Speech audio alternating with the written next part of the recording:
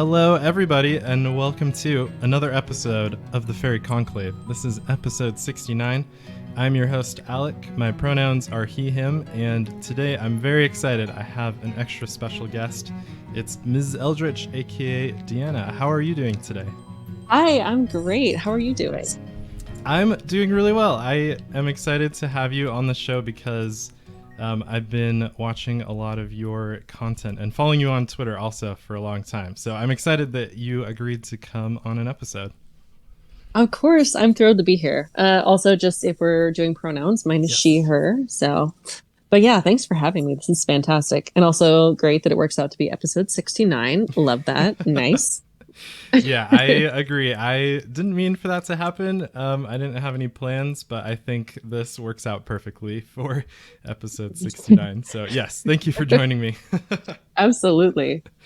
And yeah, so you're here today for a Commander deck interview, which is one of my favorite things to do on the show. I bring people on and ask them a bunch of questions about one of their favorite Commander decks, and I like it a lot because you get kind of a really nice deep dive, and you get to know somebody's personality that they've kind of put into a Commander deck, which is always fun to talk about. Before we get into the Commander deck interview, though, I want to do our community spotlight for the episode. This is so this is where we take a moment to just shout out a community member in the Magic community that we've been enjoying lately. And so I wanted to take this opportunity to shout out the content that you create, Deanna, and that would be involved in the Cleavage EDH Discord. So could you give us an introduction and some background on that? Yeah, so it originally started because I made a joke from the cleave mechanic that came out in one of the recent sets. So, there's the whole competitive EDH, which is the acronym CEDH, and so I made a joke where it's cleavage EDH with the leave in the brackets. And it kind of turned into a thing where we have created a great Discord where you sort of get to join a community. There's also some spicy channels if you're into that. So it's like we're going to do one at the end of the month and then at the end of May as well. So we're going to start having monthly events where it's spicy cards and the babes are spicier. So that's kind of what we do. I love it. I didn't know that was the background for the name. That's so funny. Yeah, but it was totally just I was making a spicy, funny joke, and then it kind of turned into a thing where someone was like, wait, but could we actually do this? And I was like, yes, let's start this. And that's how we kicked it off. And now we have an excellent community with a bunch of really great folks. And but yeah, so we'll send out some links if you're interested. And we've got an event at the end of the month, so we'll definitely be promoting that as well. Awesome. Yeah. And just scroll down to the description of this episode and I'll include links to that Discord and also upcoming content from the Discord. So definitely check it out. And yeah, I really like it. It's a wonderful Discord community that has really popped up. I think it kind of fills a niche in the Magic community that wasn't really there before. So yeah, I really enjoy it. That makes me happy. Yeah. Awesome. That's so great. I'm happy to hear that. Yeah, I love it. And I watched your last stream, which was a spell table commander game, or a bunch of spell table commander games, I should say. Mm-hmm. Yep, same kind of thing as if you were to watch, spell table commander games on other streams, except turn up the spice level a little bit because we're kind of in a more private setting. So it's a good time. Yeah. I'm glad you enjoyed it. Yes, yeah, I love it a lot. Definitely keep it up. I'm a big fan. Fantastic. Happy to hear it. Yeah. Love it. Okay, so I think it's time. Let's get into the deck that I'm going to be interviewing you about today, which I'm super excited for because I'm also a huge fan of playing enormous Eldrazi creatures, and I love to see it when other people do too. So yeah, my first question for you is, who is your commander and what inspired you to build this deck in the first place? Yeah, so the commander is Jodah, Archmage Eternal. So I originally ended up buying essentially kind of like a pre-constructed version. It's not like an official Wizards precon, but I ended up with some ads in like a Facebook feed that had an Eldrazi deck, and it was something I always wanted to do. So I picked up the deck, and it was good. It was okay, but it Hmm. needed a lot more ramp, a lot more protection.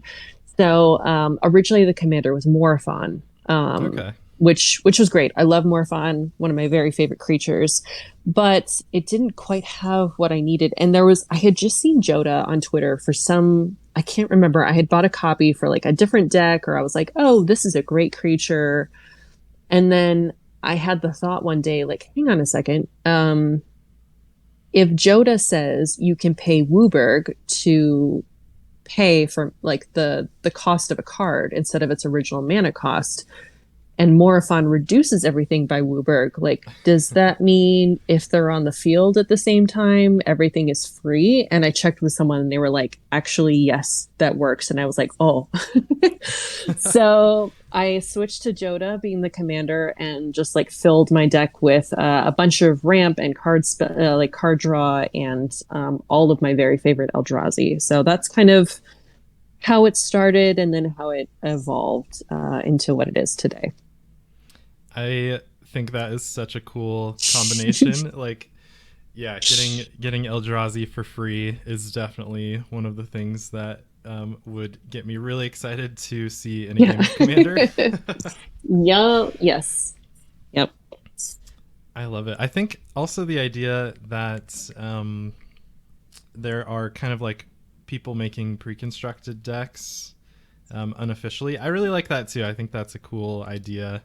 And yeah, I know getting decks like gifted to you or easier ways to get commander decks, it's like honestly extremely complicated to put together your own commander deck from scratch. So I really like that that is an option out there.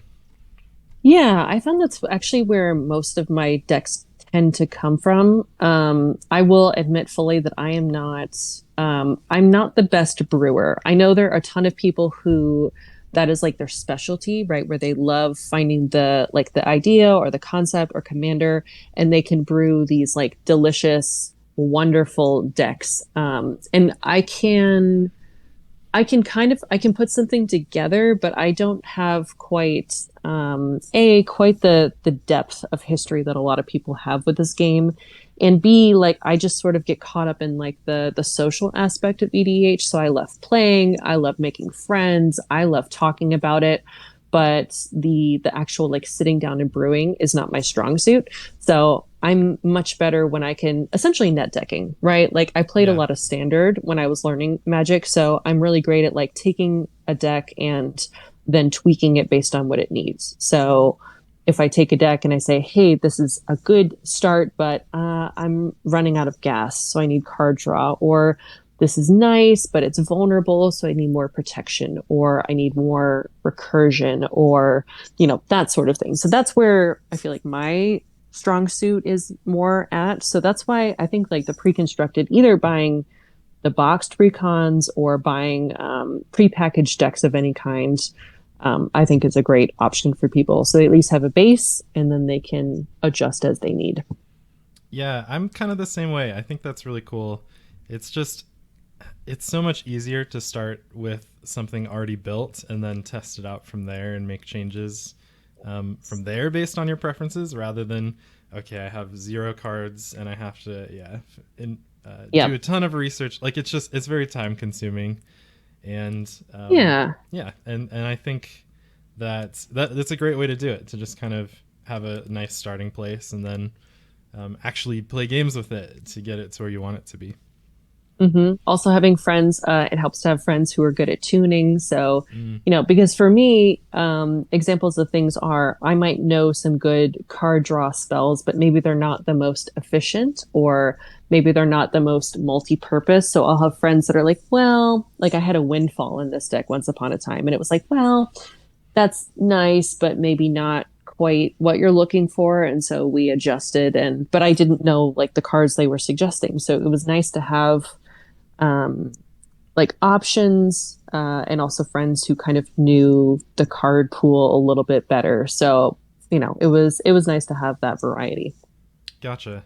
Yeah, I think that's one of the more kind of like unique aspects of Commander is it's super social, like extremely social, and basically every card that somebody plays, like somebody else will be like, ooh, I love that card, or ooh, that's a cool card in that deck. And it's always kind of there's this I don't know how to describe it. There's just like this culture of helping each other, and I don't know, being social and using your decks as kind of a way to center that socializing around, which I think is really cool. So yeah, I like that. Yes. Yeah. Because even in, even if I were to post on Twitter tomorrow, like, I guess it doesn't have to be like, to your point, it's a very social activity. It doesn't have to be like I build everything in secret and I can never collaborate with anyone. I can be Right. like, hey, I need some more protection spells, or I need a little bit more recursion for this deck. And then I can just post that on Twitter. And there are a ton of people who are willing to hop in and offer their thoughts or offer cards or, all that kind of stuff. So it makes it a really fun way to connect with people and also make your decks better. Yes. Yeah, that's exactly it. I like that it's building a deck just for yourself is also an excuse to connect with people. I think that's really cool. Yeah, you have some flexibility there. I mean, there's nothing wrong with brewing on your own if you have like your own decks and your own like lists and stuff. Like, there's nothing wrong with that, but it gives you a chance to talk to other people and collaborate around something, which gives you a chance to connect if you're not like the best at being like, "Hi, I like you. Let's be friends." Yeah. Yeah, it's true. I definitely, I resonate with that a lot. And Hmm. yeah, I think there have been very few times where I've built a deck in secret, and it's usually Yeah. because my usual play groups know me so well that I'm like, okay, I Right. can't ask them for help on this one because I need to, I don't know, I'll have some silly surprise in it that I want them to discover. So yeah, most Yeah, of the time exactly. yeah, it's true. Most of the time I'm asking them for for help on literally every decision I make when I'm building a deck. And it's fun Hmm. too. Sweet. Okay, so yes, I love it. I think it's also, I was gonna say, it's one thing to have a Jodah deck that has all the big Eldrazi since it makes them cheaper.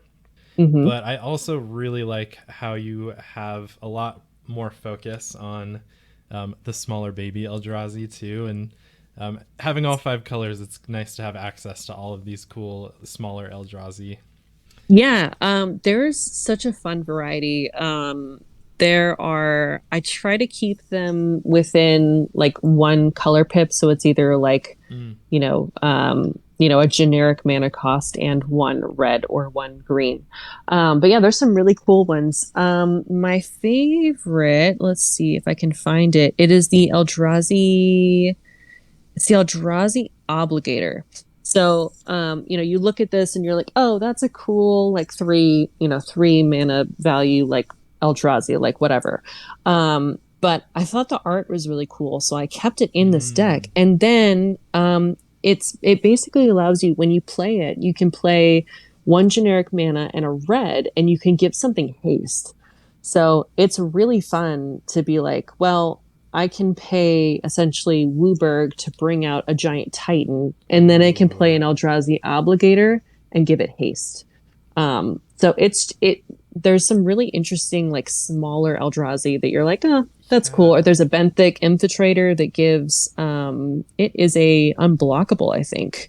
Yeah. So there's a couple of really interesting pieces that give you some early plays that can give you some options or interesting while you're building the rest of the board state out.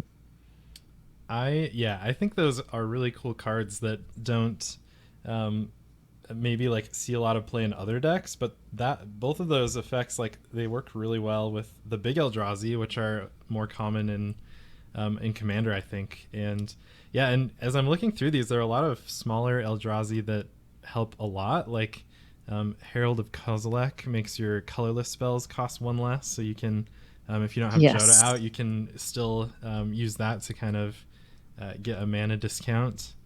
And Hmm. yeah, and I think a lot of my favorite cards that I enjoy a lot are the Eldrazi that make the Eldrazi creature tokens that you can sacrifice for mana. I love those things so much. Yeah, Yes. I play those all the There's time. a there's an enchantment called From Beyond that's Ooh, 3 and a green, and it at the beginning it when it comes in you create 2 like 1/1 Eldrazi scions, but on your upkeep you make more of them. So if you're looking for easy like mana value, you can make these as you go, ramp, sacrifice them.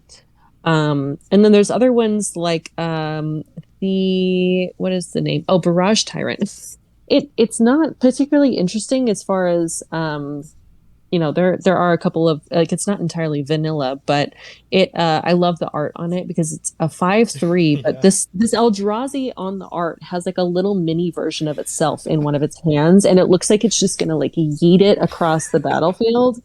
So I love it every time it appears. Like it just brings me joy. So, sometimes you gotta have creatures like that where, even if it's not maybe the most 100% efficient creature, it's just a good time.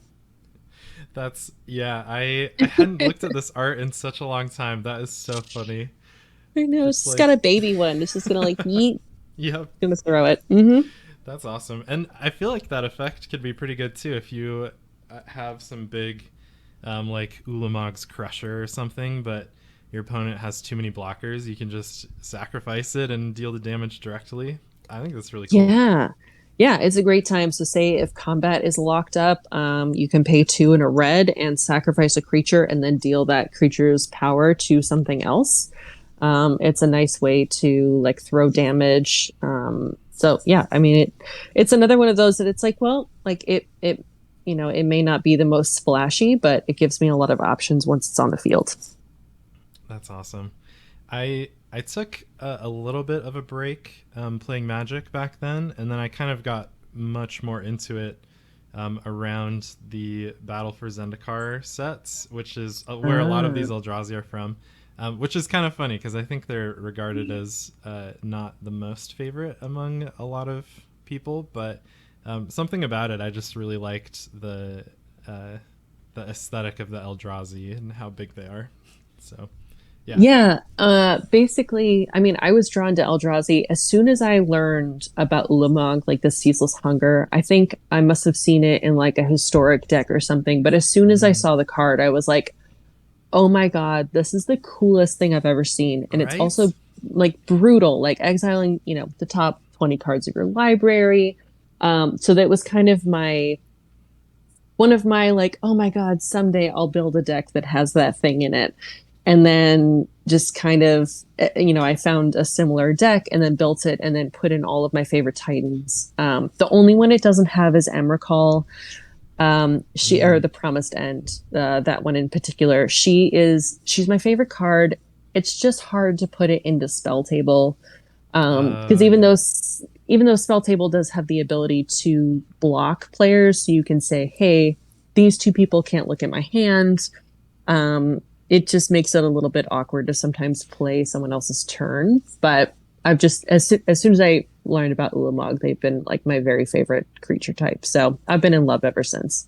Yeah, I feel very similar. I had the very same idea actually. It was I wanted to build a deck that played all of the Commander Legal Eldrazi Titans, and I ended up putting them in Rakdos, Lord of Riots, which is it's pretty similar to Jodah, but it's red black, and gives you a discount on your creature spells. So yeah, and Who's the commander for that? it's Rakdos, Lord of Riots, which is Oh, it's basically your creature spells costs are reduced by generic mana equal to the damage your opponents have taken that turn.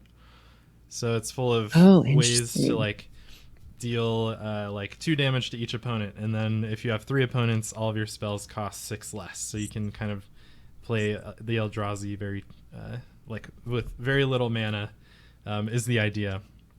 And yeah, and that's been one of my favorite decks for a really long time. I've had it together for a while, and I've run into the similar problem. I kind of forgot how difficult the Emrakul is to resolve when you are on spell table, which I play on spell table like probably half of the games I play. So definitely need to yeah, keep an eye on kind of like which cards do things that make that difficult. Yeah, that's sort of my. I recently asked on Twitter, like, what does your sort of your collection of commander decks, like, what does that say about you? And Mm, I realized most of mine. I mean, it could just be like I like the art or I like the mechanic, which is completely fine. But I noticed that mine are basically a lot of I have big, horrible, terrible, beautiful creatures, and I want to bring them in cheaper and faster. So I have my main deck is my Eldrazi deck. My other one is a Gishath deck, so it just wants to cheat in all of the dinosaurs. mm, And then I've got a Kalia deck. So there's ooh, yeah. probably a psychology behind why I'm drawn to those things over, maybe very spell heavy decks. So I think it's fun. That's sort of my style is, play big terrible things and swing them at people. So whatever that says about me. Yeah, yeah. I think you and I have pretty similar, similar commander deck strategy preferences. Because yeah, I'm very, Hmm. very along those same lines of I love playing like big demons and getting them out for way less than they are meant to be played for. Yes, exactly, exactly. Yeah, Love it. it's good. Sweet, I love it. So yeah, so that's kind of the premise of this deck, which I'm 100% on board for. You talked a little bit about the history of the deck and how it started as Morphon. Do you have any Mhm. other maybe learnings or any cards that you have in particular that you want to talk about as far as the deck's history goes? So I did have someone on Twitter, Trenton. We can put his information in the description as well. But Okay. I had built the deck, or I bought the deck and then sort of evolved it into the flavor that I wanted. And he came along with it, sort of helped optimize some of the spells. Um, but I'm trying to think of an example of something that kind of switched. There are a lot of tutors in this deck, so that is something I will say ahead of time that, if you're not into deck with tutors, then, maybe this won't be the deck that I'll bring to the pod. But I do end up using them usually for either for, like I've occasionally used them for, one of the challenges of a 5 color deck is if I'm missing white, I can't play my commander, right? So Yeah. if I'm missing black, it's difficult to do many of the cards. So there is a little bit of, it's not just an instant like, congrats, I have all my Titans out in the field, turn 4. Like it's not quite like that. There are challenges that come with a 5 color deck. So the tutors in there are mostly for either occasionally finding a board wipe that I need, or I'm finding the color that I don't have yet. Um, so those are the types of things that I usually talk about in the beginning of the game. I also mentioned that I have the Titans. Some people don't like the Annihilator keyword. It Yes. cannot be a great time. I think it's a great time when I'm the one playing it, but I Yeah. can recognize that other people, are not as into it. But yeah, so I would say those are most of the things. A lot of ramp spells got put into this, so that way, kind of optimizing, being able to fetch the things that I do need, is important to it. But yeah, I would say that's kind of the main. Oh, and then adding in the also the types of spells that can go fetch the creatures. So there's I might be pronouncing this wrong, and Eladamri's Call. Yes. Yeah. So yeah, so for a green and a white, I can go look for a creature card and put it right in my hand. So sometimes that's really nice where I can just go look for do I need a hasty thing? Do I need something that can do damage? Most of the time I'm fetching some horrible Titan. It's a good time.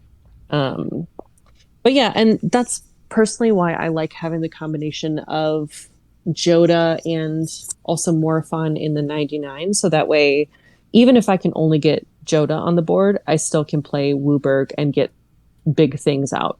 Versus with just Morphon, things are reduced, but it gets a little tricky if he's not out there. And so it just gives me a flexibility. Like the best combo, they're both on the board at the same time. I can dump in my hand. But if not, I have a lot of flexibility in the meantime. I like that. I think there's often a lot of conversation about playing a lot of tutors in commander decks, and Hmm. and I like your approach a lot more than some others I've seen that are uh, like you're putting the tutors in your deck, maybe not necessarily to just grab the best, like most powerful card every time, but you're like, I'm literally just going to get a land that taps for this mana I'm missing, since it's a 5-color deck or something like that, like a card draw Yeah. spell.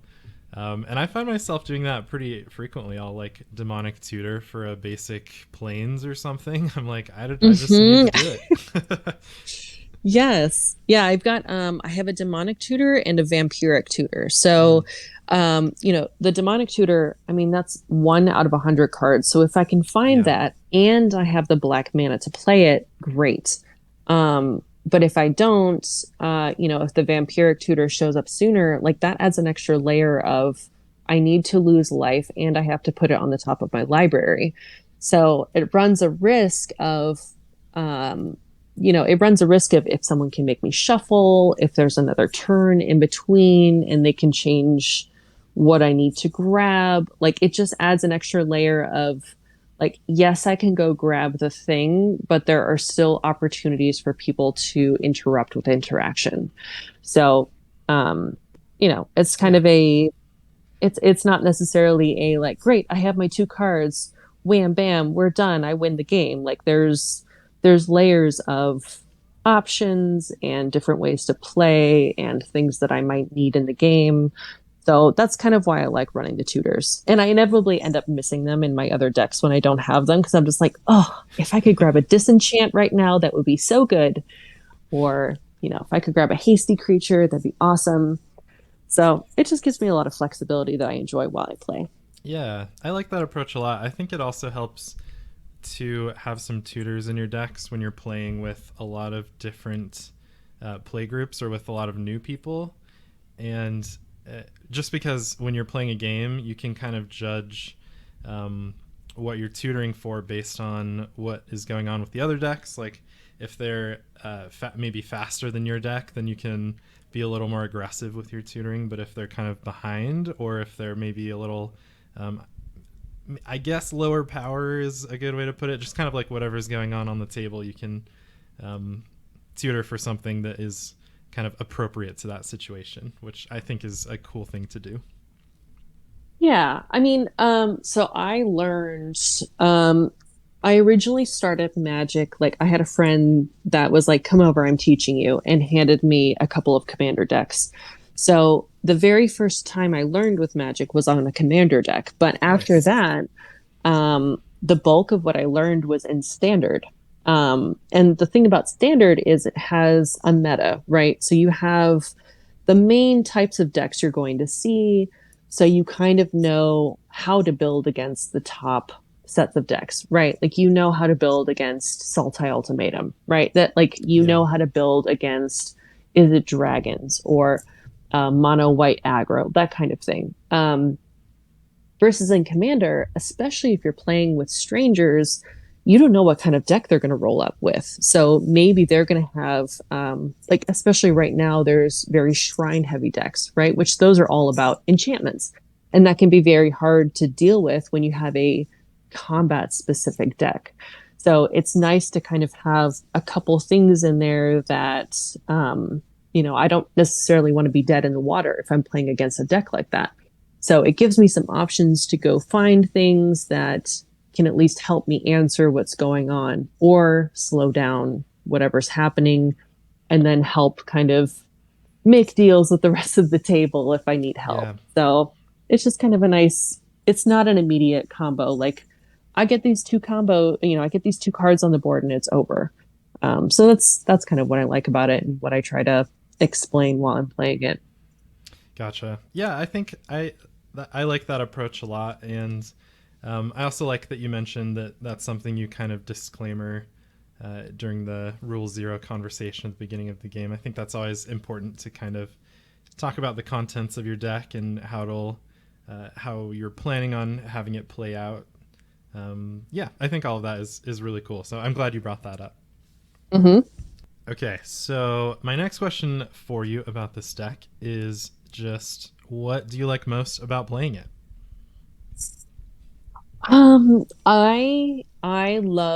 I love just the creatures. Like I was telling the pod I was playing with last night, I just love Eldrazi. Like they are my very, very favorite creature type. So they're I think they're creepy and beautiful. And so every time I get to play the game, it's just a oh my God, I get to play my creepy tentacle children. Like Yes. it's just it brings me so much joy. So it's nice when you kind of find a deck that you personally connect with and the contents bring you a lot of excitement. So that's what and they're also it can be a little bit mean. So there it's a good time to be like, oh, are you being really mean and killing me with your whatever deck? Great. Well, I'm gonna bring in my Eldrazi next. So and it kind of has turned into a little bit of my brand. So Yep. just I love, yeah, that's the main thing that I love about it is just I think the creatures are incredible. Yeah, I think that's fantastic. The uh, Eldrazi aesthetic, where they're enormous, like tentacled, kind of Lovecraftian, like Eldritch vibes. Yes. I think, Mm-hmm. yeah, it's so good. I love it too. Yep, yep. I mean, I feel like eventually in Magic, you're going to find something that you fall in love with. So Yeah, there's so much depth just in the creature types, in the sets, in the mechanics. There's so much room to find the thing where you're like, ah, like this is my set or this is my creature type, and to really bond with it, and then it can just bring you a lot of fun while you're in pods with it. yeah, yeah. I think that's really important. The last episode that I recorded for this podcast was all about mirror, which is Oh yeah, a very kind of niche creature type within Magic, and yeah, and I yes. just think it's so important. Like it's funny how some random kind of creature type or creature look or aesthetic will just kind of immediately attach somebody to the game, and everyone has their kind of like favorite creatures, and yeah, I think it's just really cool that there are so many things that can be built around and be used, and that kind of get you absorbed into the game that way. Yeah, there's I mean there's so that's the beauty of being involved in a hobby that's been around for so many years Yeah, is there's an incredible depth of the card pool that we're working with. So, like you said, you're inevitably going to find something that you feel really compelled towards, and it I think it just makes it really fun. So instead of being like, well, I guess the gameplay is cool, but I don't really feel attached to it. It's like you're going to find your creature or your mechanic or your style, and it gives you a great way to just get really, I think, emotionally involved in the game, yeah, and gives you some fun deck building options. yeah, yeah, totally. You kind of put yourself and your own personality into the game, which is Exactly. it's pretty unique. I haven't really experienced that with any other games or anything. Yeah.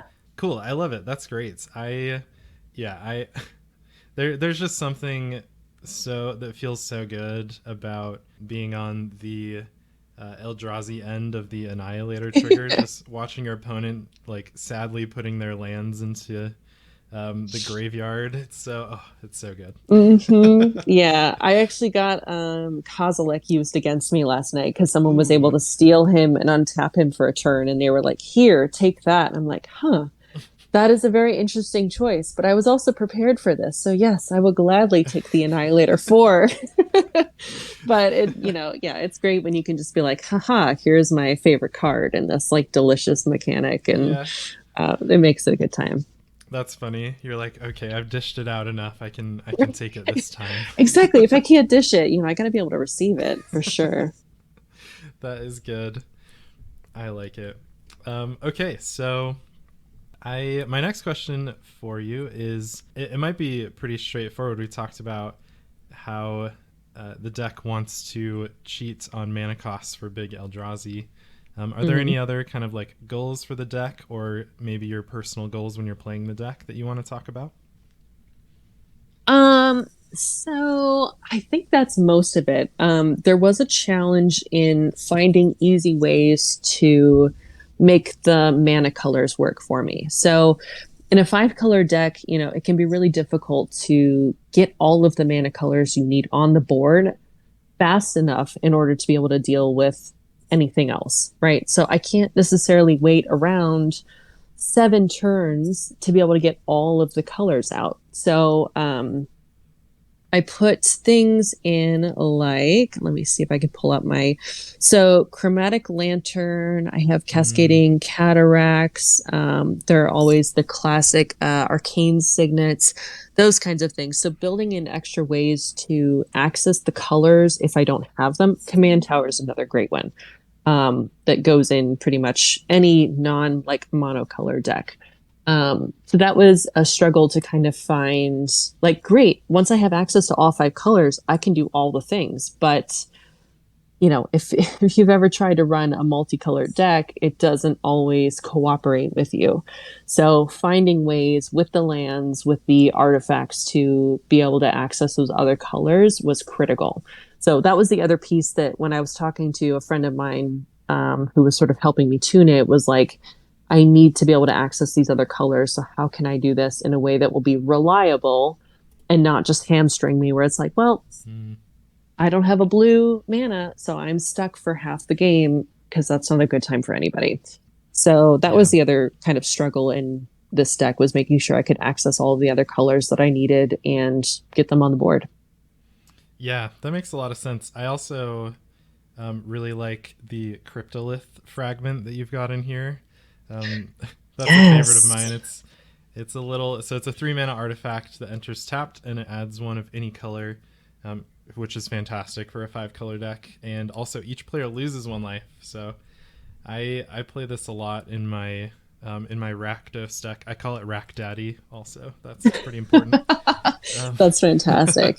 And it flips over into this.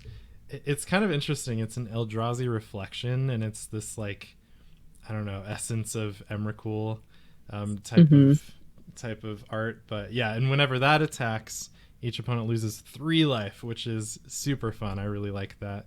You kind of have like a mana rock early, and then later in the game, it just becomes this kind of like burning creature that can deal a ton of damage to people.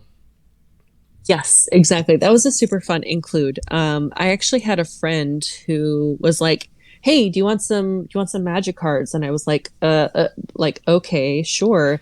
And he dropped off this like giant box. It was mostly commons and uncommons. But occasionally you'll get something like this that, for instance, I got to learn all sorts of cool things about like the Eldritch Moon set that otherwise I never would have like really had a reason to look at. But looking at all of the cards individually, there were so many interesting like Eldrazi cards that I never would have necessarily seen. And this was one of them that just popped up, and I was like, oh, this is so cool, because like you said, it works as a mana rock and then can do damage as we go. And if I get to flip, even better. So it was a really fun way to kind of get to know some of the older sets that I didn't necessarily get introduced to, but got to kind of look at all of the cards for. So this is a very fun include. That is so nice. Everyone needs a friend like that who will drop off a box of magic cards for you to look at. I think, right. Yeah, that's perfect. Yeah, and that's true. It's pretty. It's difficult to, even on like newer sets coming out, it's hard to look at every card and all the commons and uncommons. So yeah, having something like that happen and then finding some really perfect cards for your decks, that's such a good feeling. I love that. Yeah, it was a fantastic time. Also, Eldritch Moon, one of my favorite sets. I love that one a lot. It was fun discovering that, because I was like, oh, like this is my set. Like, yeah. I feel like everybody has like different personal attachments or not, maybe people felt more attracted to, Kamigawa and Neon Dynasty. Maybe some people are really into, the Art Deco of New Capenna. And all of the Innistrad sets. I mean, I feel like there's stuff coming out for everybody, or all the D&D sets. Like, let's not forget those. Yeah. So it was really fun to go backwards and be like, oh, there's a set for me here that I didn't even know about that I get to dive into. So it's, again, one of the beauties of a game that's been around for ages is Yes, there's yeah. something for everyone here. It's true. Yeah, I really like that too. There's something very satisfying about when you find just a little gem from, I don't know, 12 years ago that came out that you're like, oh man, this is perfect with this commander that just came out last month. Yeah, yeah. It's fantastic. That's fun. Okay, so my next question for you is, what are some of this deck's weaknesses, do you think? So some of the weaknesses, I have some protection built in, like some spot removal. I do have one or two counter spells, but as I found last night, even after I played All Is Dust, which makes everyone sacrifice all of their colored Ooh. permanents, and then I had Kozilek, the Butcher of Truth, on the board, and swung with him a few times. Like even after that, people were able to rebuild their board states, and then eventually killed Kozilek, and eventually took me out. So it's one of those like it has some very powerful titans, but I think the protection is a little bit weak for them. So I think that that was something I figured out last night was like, well, like these are some really powerful cards, but if I don't have a way to protect them, like somebody was playing a goblin deck, I think that had a I don't remember the name of it. It might have just been Goblin Assassin, but basically every upkeep, or every one of that player's upkeep, they had to roll a dice, and if if you rolled at odds or evens, you potentially had to sacrifice a creature. So if I only have Kozilek on the board, that ends up really vulnerable. So Mm, it's definitely not it's not an invulnerable deck by any means. So I think that if I were to tune it, I would definitely add some more protection to kind of, either sneak in like a Sticks in Veil, or I can't remember if I don't think I put in a heroic intervention. So things like that that would kind of help like flash in some protection if you're coming across like the big things I'm trying to hit you with. I think is where it's most vulnerable. okay. Yeah, I think that's something that I have also experienced. It's pretty unique when you play a Ulamog or Kozilek or something of that Hmm. scale. The the reactions from the other players is can be pretty intense sometimes because I mean rightfully so, they're pretty terrifying. So Yeah. Like they're not nice. It's not nice to be hit with a 12/12 with Annihilator 4. So, right. I think that can also be an upside is it gives you a chance to like, yes, I have this big thing on the board, but I sort of like that it's vulnerable so it doesn't feel oppressive. It doesn't Yeah. feel like this person's bringing this deck and I just get to, they're playing Magic and I don't get to do anything. Um, so it allows for a little bit of interaction.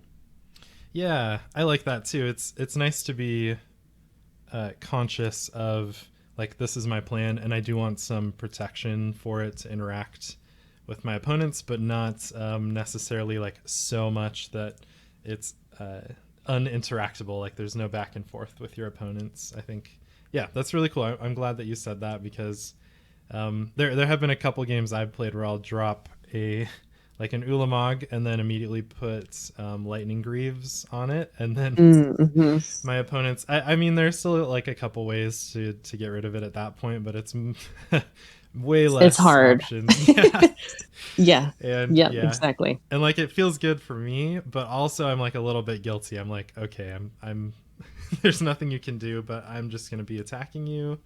Um, Yeah, yeah. exactly. Yeah, I have Swift boots in there, so Mm, if I can, get to that, I can pop that on. I just double checked the deck list. I do not have an heroic intervention. So there's stuff like that okay. where, I can add those pieces on to make it hexproof, but it is definitely not a bulletproof deck by any means, which I prefer Gotcha. because I know that sometimes you have people that show up with decks where it's like, well, okay, I'm just going to sit here and wait for game two because there's nothing I can do. And that makes it not very fun for everyone involved. So Right. I want to have my fun with my very favorite creatures, but not to the point where I'm alienating everyone.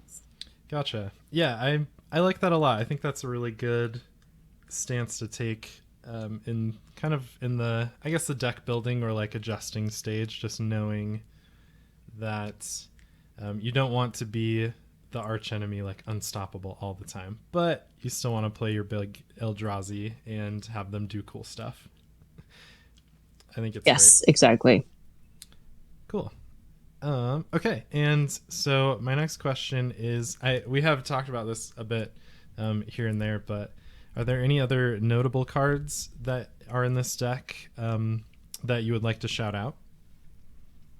I think I covered most of them. So you talked Okay. about the Cryptolith, Ulamog, all of my favorites. I said, I don't have Emrakul in here, but yeah, I think we got most of them. The Eldrazi Obligator is one of those like kind of sneaky cards that I really enjoy. That's most of it. I do have things like Anguished Unmaking, which is like a 1 and a white and a black, which seems might be kind of unusual for the deck, but I think it kind of works well with the theme of generally only one color pip sort of thing. So if I have the white and the black, then I can play that, but I'm not playing a lot of spells that have multicolor. So Harmonize, I think, would be kind of the most. So that one's 2 green. I have a Windfall Windfall is only 1 blue. But yeah, I think those are most of the ones that we already talked about. But and some of the interesting lands that I've added to, like there's a War Room which allows you to draw cards in an Ooh, yeah. emergency. Yeah. So Cool. there's just some interesting stuff in there, but I think we talked about most of them so far. Okay. Yeah, perfect. I was going to say I like the inclusion of one single basic wastes. I think that's Yes. I forget that Oh. that is a card that exists, but I love to see it in an Eldrazi deck. So I did miss one, which is the Eye of Mm. Ugin. So the Eye of Ugin is a legendary land that colorless Eldrazi spells I cast cost 2 less. Ooh. So right off the bat, I'm getting value. But then also on the card, I can pay 7, tap it, and then I can search for a colorless creature card, reveal it, and put it into my hand. So So good. in the off chance that I'm in an emergency where I don't have Jodah, I don't have Morophon, I don't necessarily have the Wooburg combination, if I can get to 7 mana and have this on the board, usually I can pull out. I mean, that right off the bat means I can play a 9 mana creature without any complications. So there's just a lot of different ways to kind of help alleviate the costs throughout this deck that I think are interesting and kind of help it add some flexibility beyond, okay, I need cards A, B, and C, or else this deck can't work. That's what I didn't want to have. So this is one of those additional cards that just gives me a lot more flexibility. I think that's a really important thing to keep an eye on. I've definitely run into some problems with my Eldrazi deck where it's if I can't get set up quite the right way, it's really hard to cast those big Eldrazi just like normally with your lands and stuff. So that deck sometimes gets stuck in a place where it can't quite do the mana cheating thing. So it's really cool to have the flexibility to have cards like this that let you tutor for them, but only when you need them. Otherwise, it makes all of your other colorless creatures cost less. So then you can still use those for, to advance your game plan. I think that is, something that I should probably take a lesson from for my deck. Gotcha. Yeah, I totally agree with you. Cool. Okay, and I mean, next question. It might just be all of the cards in the deck, but do you have any specific pet cards that you just can't resist playing in this deck? Yeah, Ulamog the Ulamog, the Ceaseless Hunger is my very favorite, Okay. next to Emrakul. And then Morophon, I love just including so much in this deck. The Eldrazi Obligator, as I mentioned before, it was one of those where I was like it's not that terribly interesting, but I love the art, and then it ended up adding extra value. So I think those 3 are probably my favorites. Sweet. I love it. Yeah, those are fantastic choices. I think those are some of my pet cards too. Yeah. Okay, and then the next question is, what do you think, which one card in this deck is the MVP or the most synergistic, kind of like the card that you want to just see in your hand whenever you can? Ooh, that's a good question. So the most synergistic. Um, that's a great question. I would say Morphin's always a great time. He's a little expensive sometimes. I always want to have ramp cards. So I know they're not very flashy, but usually in my opening hand, I want one or two lands and a ramp card. If I don't have that, I have to mulligan because I'm just not going to get where I'm going. I always love, let me see, is it Brutal Expulsion? There's a couple really good. Oh no, it's Titan's Presence. So that one can be really fun because it's 3 mana, and then I get to exile a creature. And it can also be a really fun play because I can be like last night, I was in a pod and I was like, "Hello, I have this horrible Kozilek in my hand, and also your creature goes away." So it can be a really interesting, like for three mana. So you're not locked into a color. So I have options regardless of what's on the board, and I can get rid of a creature, and I can have a little bit of a flashy reveal if I need to. Otherwise, I can be like, "Oh, we have a blister pod. Like that's a cheap creature. Like not a big deal." You know. Yeah. Or I can say, there's a Titan in my hand, so you better watch out. Like, it's a good time. It gives me some fun options depending on how I want to play it. That's such a good choice. I think Titan's Presence is so funny. It's like, here's some foreshadowing for what your downfall is going to be in a turn or two. Yep. And again, it gives people options, right? Because if they know there's a Kozilek or an Ulamog coming, they have it gives them a chance to prepare for what's happening. So I'm not just locking them into something that they don't expect. It gives them a chance to both feel a little bit of the fear and also prepare if they need counter spells or exile spells or any of that kind of stuff. So it's a really interesting kind of like two-edged sword that way. Cool. Yeah, it definitely adds a fun element of I guess almost, like a political element where here's this thing I'm gonna do. Also, I just get to exile your creature for 3 generic, but that's just a side thing. Here's some spice for the table to know what's in my hand. I like it. Exactly. That's fun. Yeah, I'm always a fan of cards that can kind of I don't know, mix things up and like make things spicier. Like like giving an excuse to show off what's in your hand when you want to. Okay, so this is probably my favorite question that I ask people about their decks, but what is your favorite in-game moment that you've had while playing this deck? My favorite in-game moments. I think it was the very first time that I got to play Ulamog. So I had the perfect, like I had played the deck beforehand with Morphon as the commander, but it was the first time I had switched the commander to Jodah, and I had Jodah on the board. I was able to get Morphon on the board, and I had Ulamog in my hand.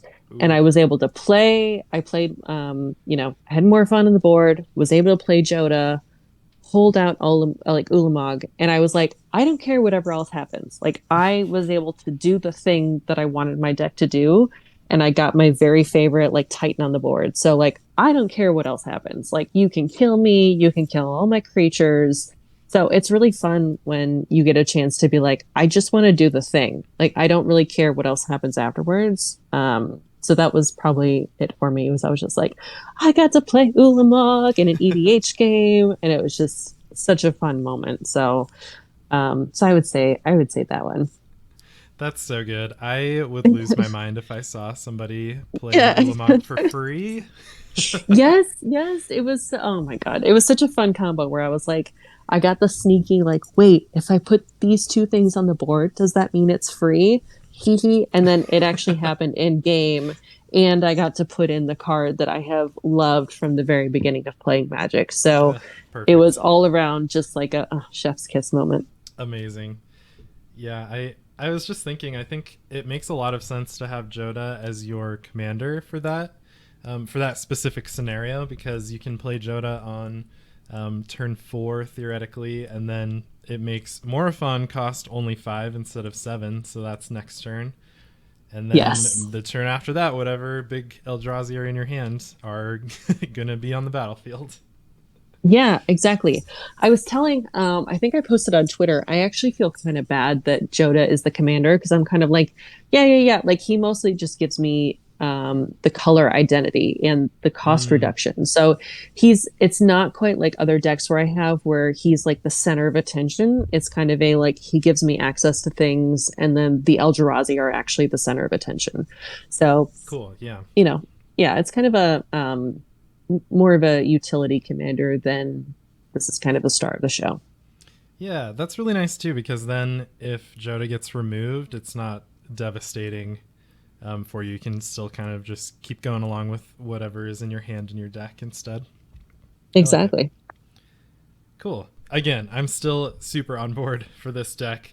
And we've made it to the last question that I have for you, which is, what advice would you give to players out there who are also looking to build maybe an Eldrazi deck or specifically a Jodah 5-color Eldrazi deck?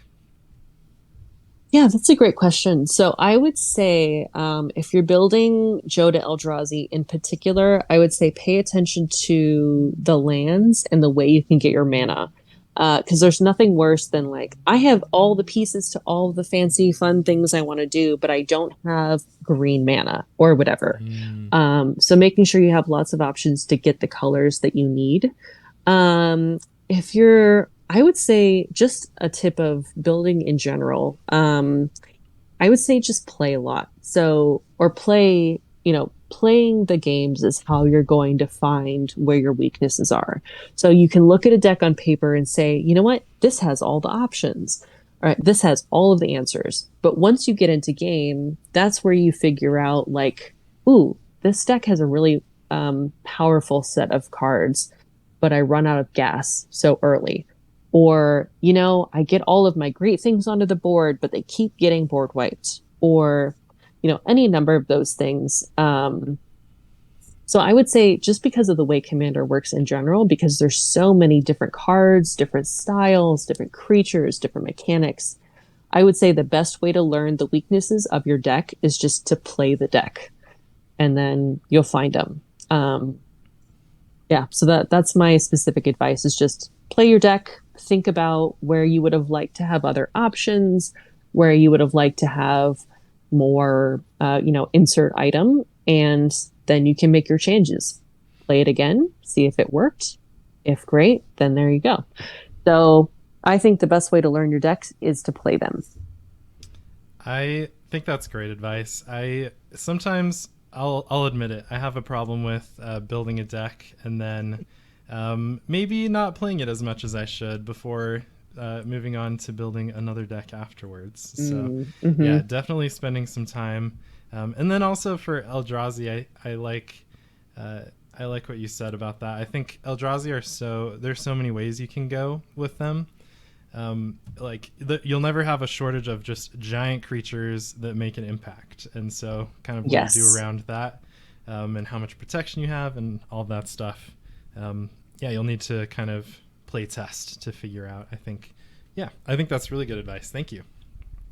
Yeah, I mean, I learned that from sort of learning from Standard. So Standard has, right, like you have your set of meta decks, which are generally going to be easy ways to, kind of get into the game. But I found that while playing ladder in particular, you can kind of get an edge by saying like, okay, these are the top main decks, but maybe I need like a little more counter spells or a little more creatures that are indestructible. So making those like little tweaks based on the games that you play can give you a lot of intelligence as far as what your deck needs. With the same token, don't get frustrated when your deck doesn't quite do the thing, right? Maybe it's set up to do the thing, or you have 90% of what it needs. Maybe just give it a little bit more fuel or give it a little bit more protection. So I would say don't, if it doesn't do the thing in 1 or 2, 3 games, don't be disheartened. I guess maybe that's it. I give you Yeah, encouragement. Keep going, keep building, keep tuning, keep tweaking it, and find your joy in getting your deck to do the thing. that's perfect. I think that is a fantastic line of advice to end this episode on. I couldn't have said it better myself. So, Yep, just keep going. Have fun, keep going, keep working on it. It'll get there. that's kind of what we're all here for, right? Is to play more games of Magic. So if if you want to keep tuning and figuring it out, then what better way is there than playing more of this game that we love to play all the time? Yeah, exactly. Sweet. Well, this has been an incredible episode 69. It was really nice, I think, in my opinion, and I appreciate you so much. Thank you for joining me and letting me interview you about one of your commander decks. Absolutely. Thanks for having me. I really enjoyed being able to, get to talk nonstop about my favorite creatures. So it Yeah. was a joy to be here. Thank you. Yeah, that's why I started this podcast, is because I could also talk about my commander decks and Magic for many hours. So I figured might as well record it and get some other people involved. So yeah, thank you again. And also, for anyone out there, just one last reminder. We'll have all of Ms. Eldritch's links in the episode description below. Is there anything else that you want to shout out or anything else you want to add before we wrap things up? I did want to shout out two of my very favorite people. So I wanted to shout out Kuro Hitsuki. So if you look him up on Twitter, and also Bobby Christine, they are two of my very favorite people of all time in Commander. Kuro got me involved in playing EDH and Spell Table, and Bobby is consistently one of the warmest, most welcoming people in the community. So if you're interested in playing or feel a little intimidated or have a commander deck and don't know how to, quite get in there, contact one of the three of us and we will get you started. Awesome. That's perfect. Yes, I follow all of those wonderful people on Twitter as well, and I will agree that they are fantastic members of the community. So yeah, happy to shout them out too. Sweet. Awesome. Sounds great. Well, thanks so much for having me. This has been a great time. Yes, yeah, I totally agree. If you want to reach out to me, also I'll have my links down in the episode description below. If anyone else out there wants to be on an episode of the show and let me interview you and talk to you about your commander deck, just send me a message on one of our social medias and I'll get back to you. And yeah, besides that, welcome to the Faerie Conclave, everyone, and I hope you have a wonderful day.